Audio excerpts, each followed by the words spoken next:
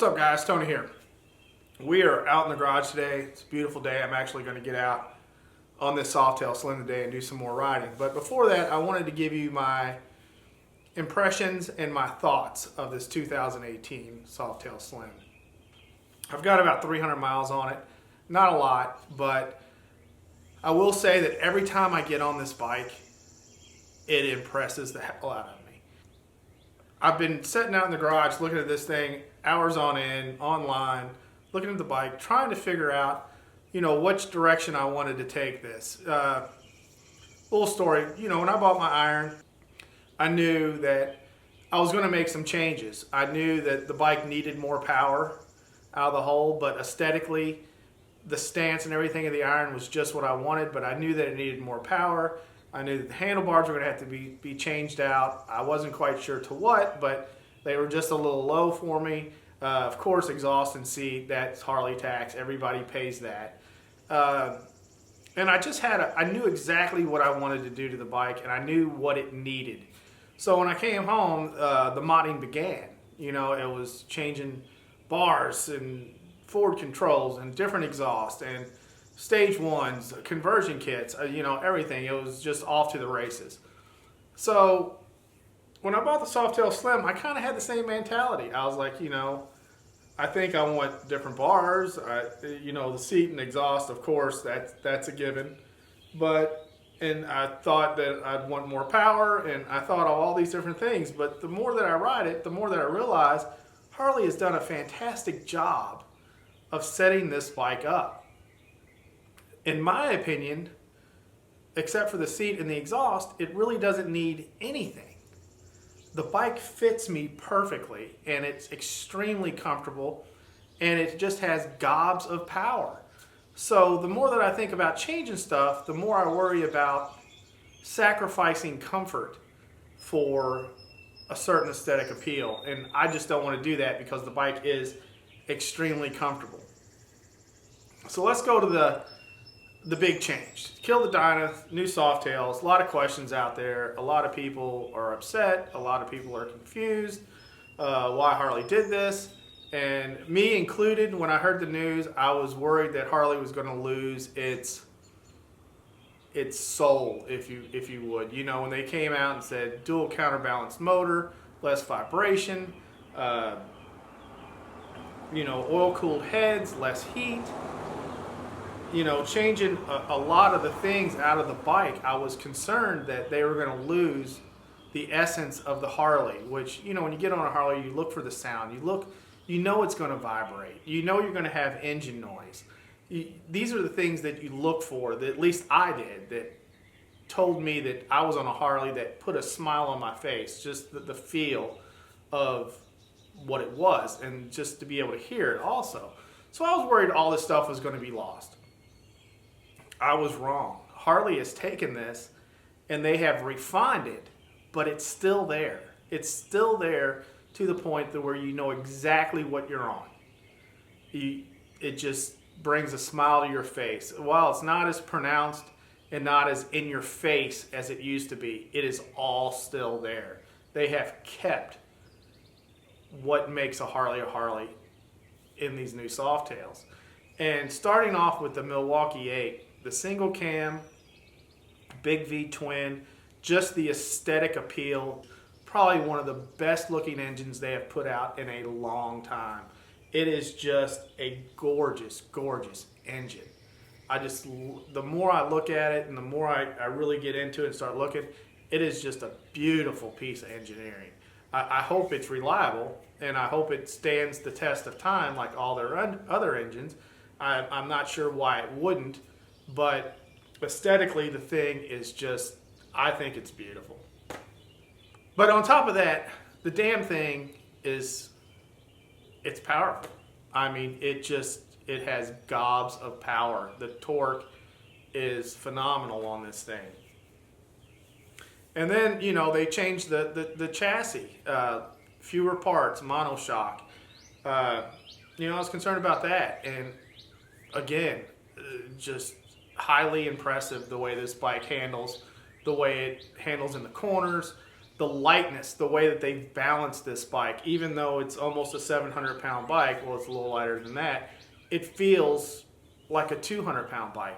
It's very easy to get into the corners and stay in the corners on it.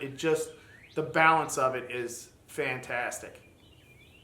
And the ergonomics, for me, now it's all going to depend on your stature, your size, things like that. But for me, the way that it came off the showroom floor, it is absolutely the most comfortable bike I have ever ridden off the showroom floor. Now, with the iron, I had my iron set up to where it was extremely comfortable for me, with different bars and, forward controls, but things that I had to switch to make it comfortable for me, it had to cost, it was extra money and time.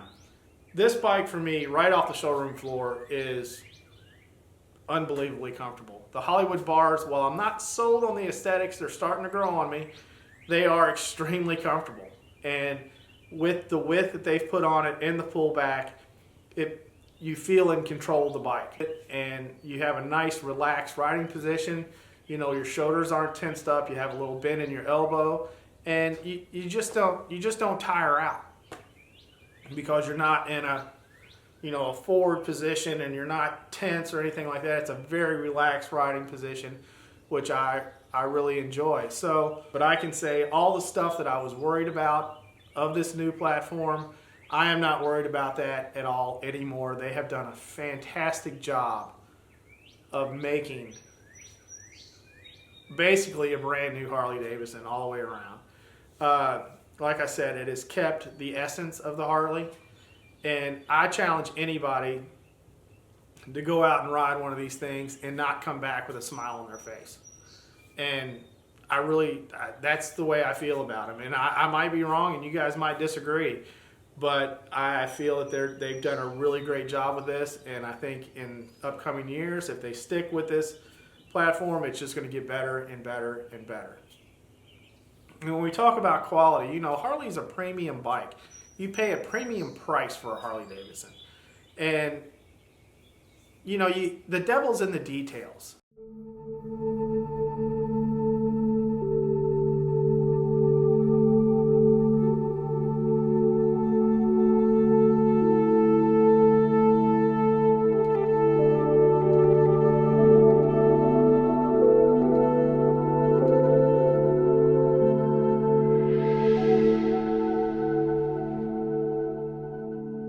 Again, I challenge anybody to go out to another bike manufacturer, and there's going to be some that matches the fit and finish, of course, but I'm going to say it's going to be hard to find one that exceeds the fit and finish of a Harley.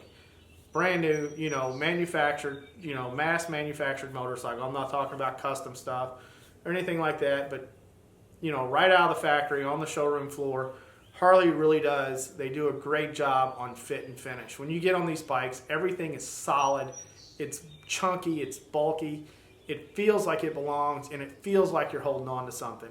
For instance, when I was looking at the iron, I went and rode the Yamaha Bolt, and the bike was fantastic. It ran great. It was definitely quicker. It was more responsive than the Harley.